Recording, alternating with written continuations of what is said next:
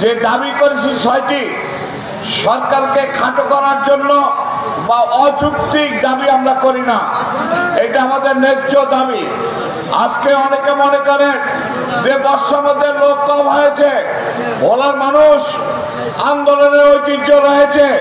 বিগত দিনে ভোলা মানুষ আন্দোলন সংগ্রামে যথেষ্ট ভূমিকা রেখেছে এবং এই ভোলাবাসী জাতীয় পর্যায়ে আন্দোলনে অনেক ভূমিকা রয়েছে।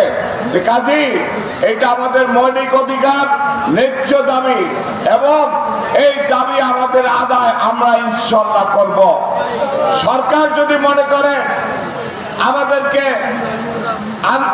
কানে আমল যদি না নেন, তাহলে মনে রাখবেন এই ফ্যাসিস্ট সরকার যখন দাবি করেছিল তাদেরকে রাজাকারের বাচ্চা বলে তিরস্কার করা হয়েছে।